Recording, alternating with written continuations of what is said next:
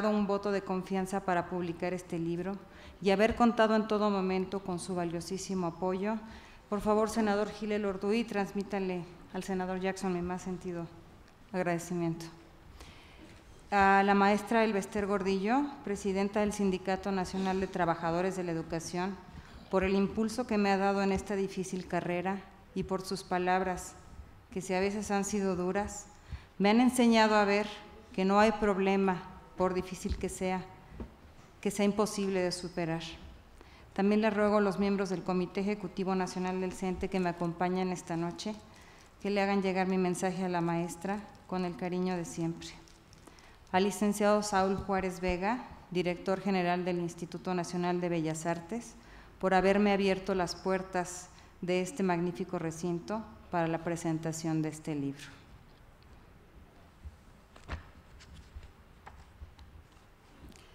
Corría el año de 1999 y próximo a terminar el siglo XX. 100 largos años de progresos magníficos y de innumerables inventos, de guerras inservibles, de recomposiciones geográficas, de descomposiciones sociales en todos los rincones del orbe, y un nerviosismo brutal porque las terminales inteligentes no se atontaran con el cambio a los 2 ceros. Entre todos los festejos que se preparaban para celebrar la llegada del nuevo milenio, se organizó el concurso nacional Abuelo, cuéntame un siglo, del que Andrés sería jurado por el estado de Oaxaca. Ahí lo conozco. Algo había oído hablar de él, que era escritor. Nos espera en su casa de Tlacochahuaya, recostado apaciblemente sobre una hamaca, corrigiendo con un lápiz la fe de ratas de alguno de sus libros, lamentándose. Él habla en un nítido zapoteco con la gente que le sirve y cuida su casa, y los corrige. Charlamos en una larga mesa con una cuba libre que nos ofrece, la mitad de un limón nadando entre los hielos, mientras llega la hora de instaurar formalmente el concurso al que habrán de llegar funcionarios del gobierno del Estado y medios de comunicación. Pasa el protocolo. Y a la hora de las fotos, don Andrés pone su mano deliberadamente sobre mi glúteo, me incomoda y doblo las piernas como queriendo encogerme, pero no logro que su mano remonte a la cintura, donde debía de estar. Pienso que los ancianos famosos deben ser todos iguales y lo perdono, por respeto a sus canas. Al salir me obsequia un ejemplar del retrato de mi madre y me lo dedica. Alejandra. Un lindo nombre en preciosa mujer. ¿Por qué me ocurrirá llamarte Acercandra? Entonces trato de comprender por qué se estaba queriendo propasar conmigo.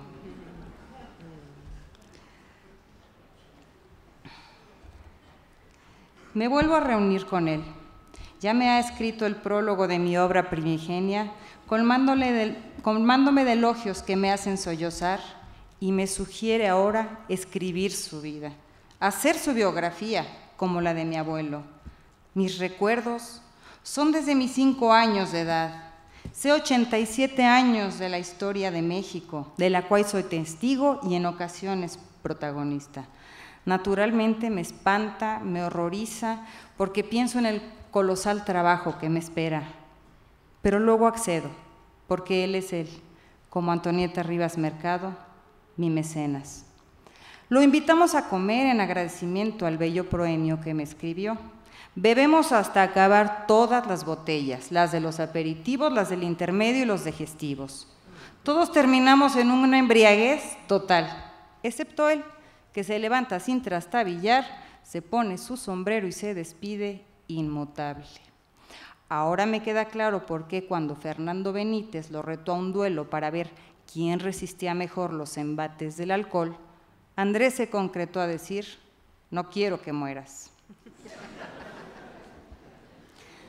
Llego a la siguiente cita, ignorante de sus andanzas y de toda la historia que en él confluye, con una carpetita blanca a la que le cabe un 100 de hojas y un lapicero.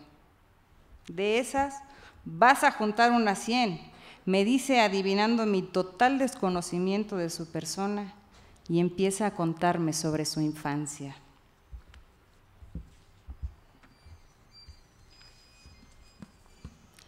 Así se empezó a gestar este libro Enestrosa de hombre de un siglo, que fue como experimentar un parto dolorosísimo que por fin hoy ve la luz.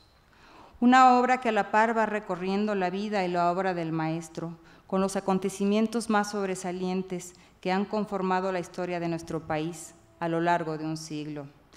Comencé, pues, desde los últimos días del Porfiriato, a partir de 1906, año en que nació don Andrés.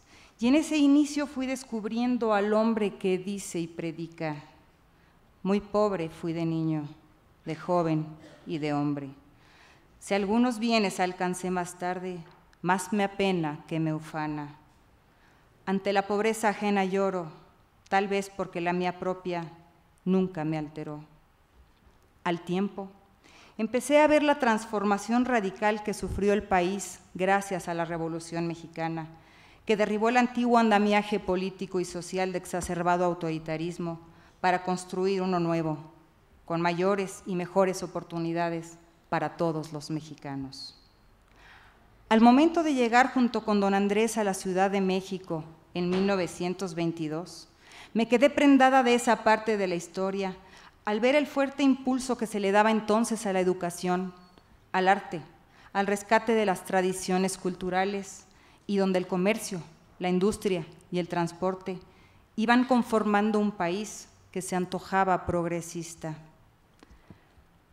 Los años iban transcurriendo, para Andrés, en la penuria, en los caminos sin rumbo, buscando las obras en las cantinas para tener con qué alimentarse, escondiéndose en los cines para tener un techo donde dormir, pero siempre con un libro bajo el brazo.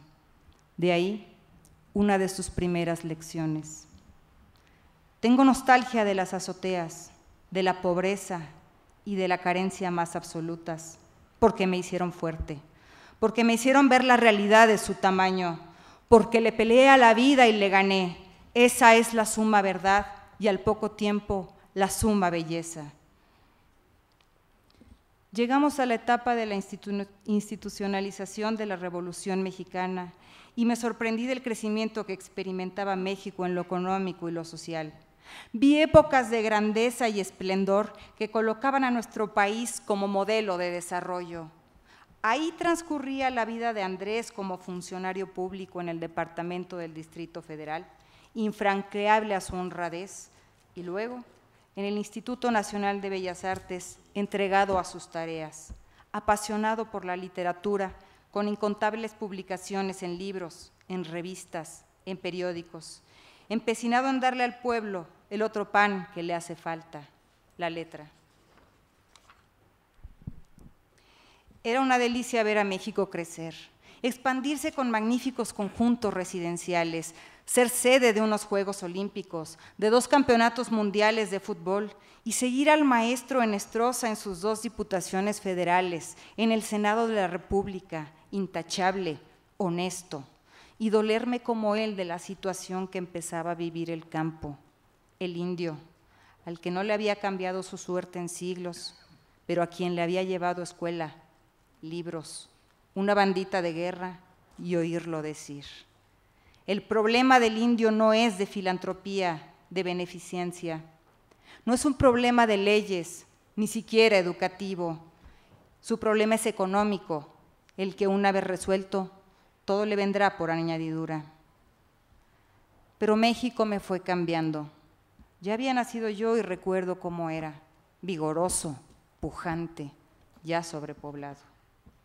Lo seguí recorriendo junto con él y ya se empezaba a hablar de crisis económica, de endeudamiento, de manifestaciones sociales, de falta de empleo, de injusticia.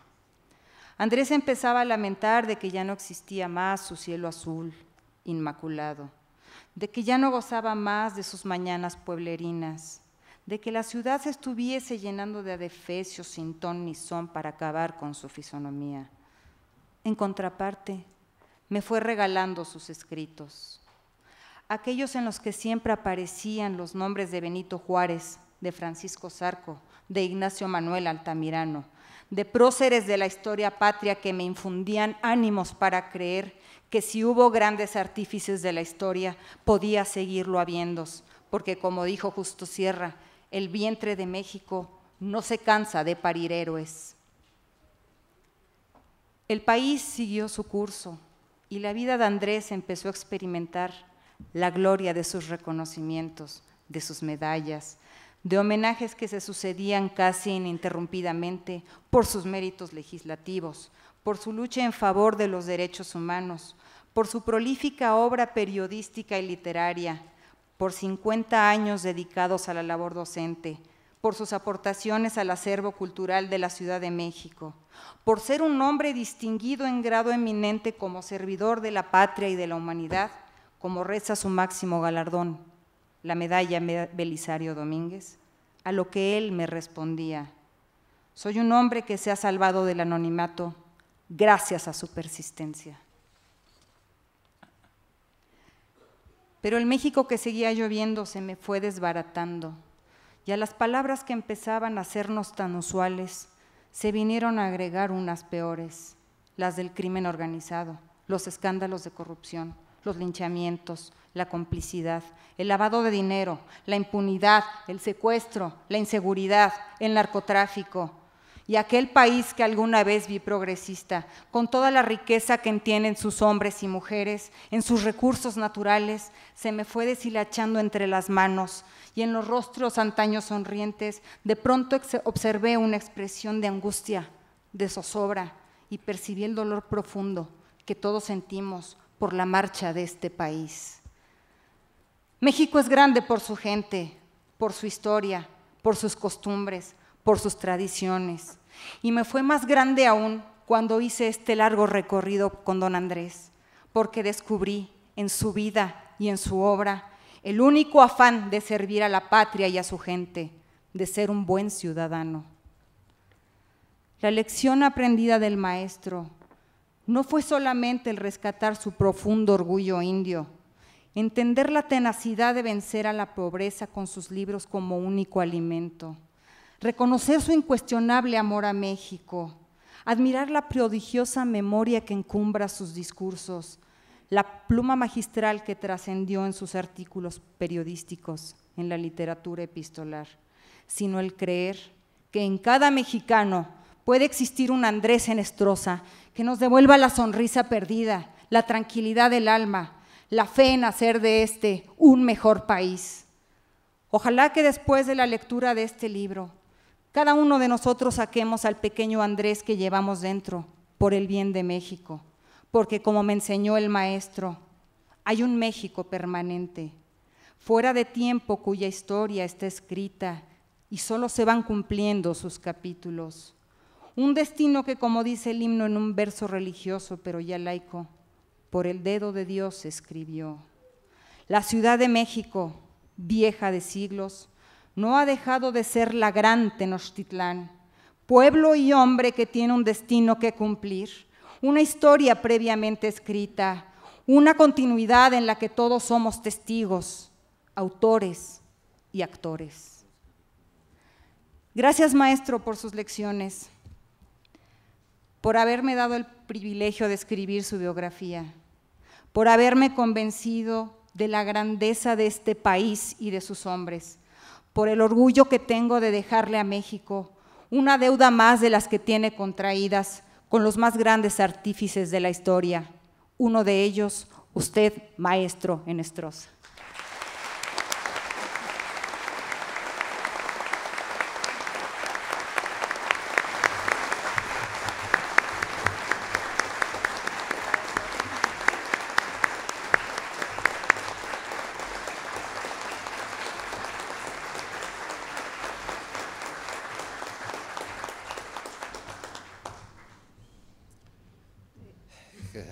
Gracias, mija.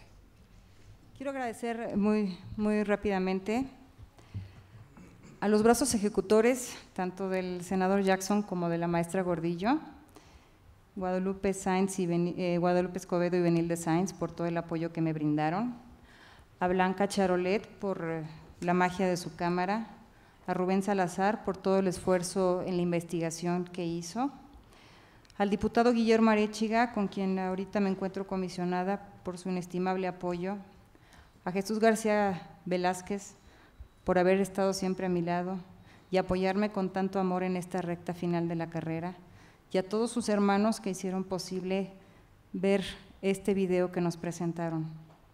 A mi papá, por la emoción que siempre me transmitió en este proyecto, y agradecer el orgullo que siente por mí, y finalmente, y por supuesto, a la mujer que amo, mi madre. Muchas gracias.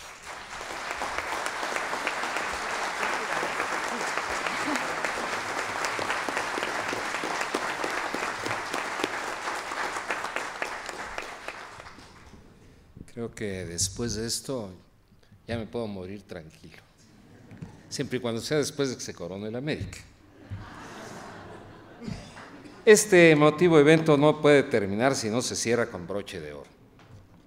Es por esto que le voy a rogar al maestro Andrés Enestrosa, además protagonista de la obra, que honre este presidium dedicándonos unas palabras. Maestro, por favor.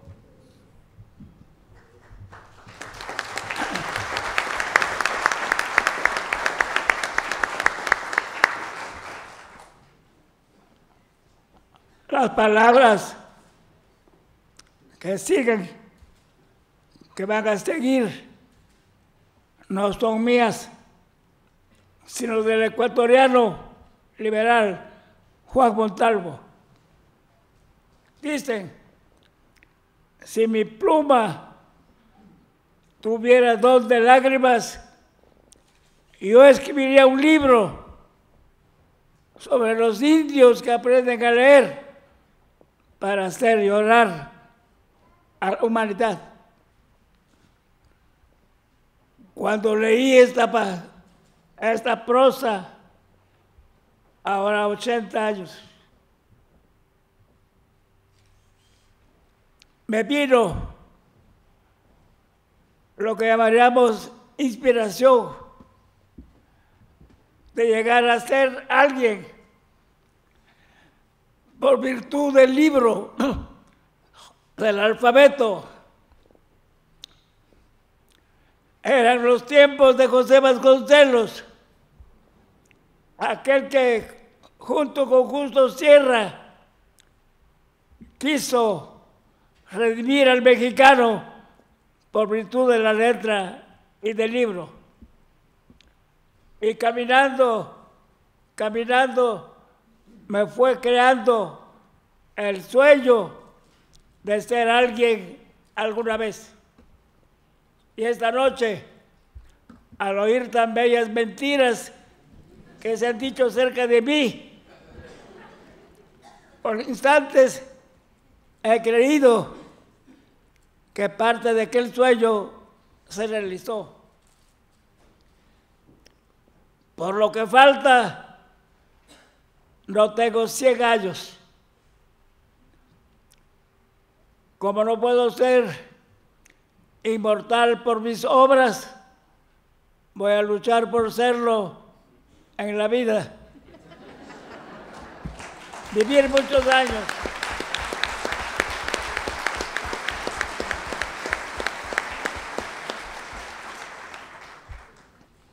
Siempre,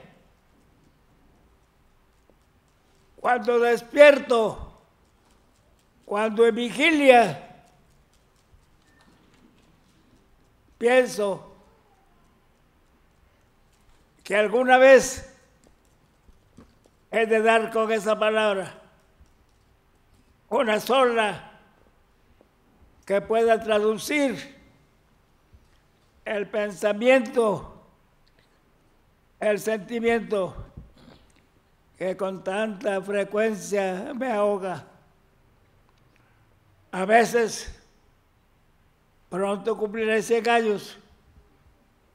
Creo que ya no lo logré, que he errado el camino, pero también he tenido la certeza de solo el que no camina no corre el riesgo de perderse. Y camino a ver si en la vuelta de una esquina doy con el Andrés de Nestroza que soñé. Un Andrés de Nestroza lúcido, transparente, verídico. Uno que sea capaz de decir la verdad y sea capaz de oírla. No importa quién la diga. La verdad es la verdad, aunque la diga un mentiroso. Lo pensó Juan Ruiz del Arcón. Pronto pondré punto final a unas memorias en que pinto no el que soy, sino el que soy de ser. Se llama sencillamente el cercano y lejano ayer. Una suerte de autobiografía en que pinto a aquel joven que bajó en Buenavista, descalzo, despeinado, como llegaron a México, el otro indio, algunos solo quiero mencionar, Ignacio Manuel Altamirano. No lo voy a lograr, pero el hombre más vale por lo que sueña que por lo que realiza. Con frecuencia realizamos un sueño con ayuda ajena, pero soñar, pero en soñar, pero soñar ser alguien que salió barro de Izhuatán y regrese mármol a Izhuatán. Labrar la estatua día con día. Este ha sido mi trabajo.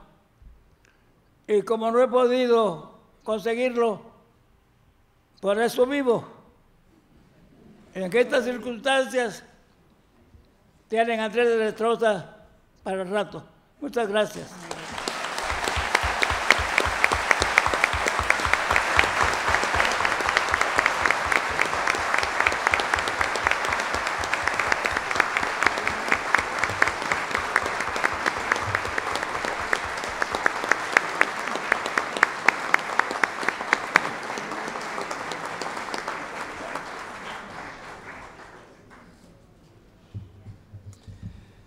Agradecemos a todos ustedes su presencia en este magnífico y emotivo evento y le damos nuevamente las gracias al Senado de la República, al Sindicato Nacional de Trabajadores de la Educación y al Instituto Nacional de Bellas Artes todo el apoyo brindado para la publicación y difusión de este libro, Nestroza, Hombre de un Siglo. Y antes de invitarlos a pasar al vestíbulo de este recinto para tomar una copita de vino, en homenaje a quienes hicieron posible este evento, quisiera hacer un último comentario acerca de la fecha en que se está presentando este libro. Programado originalmente el 24 de mayo, que fue la promesa que le hizo mi hija don Andrés cuando lo visitó en el hospital el pasado diciembre, porque un 24 de mayo de 1940 contrajo nupcias don Andrés con doña Alfa Ríos. Al año siguiente, el 24 de mayo, nació su encantadora hija Cibeles, y también un 24 de mayo, cuando Cibeles contraía matrimonio, nacía nuestra hija Emma Alejandra.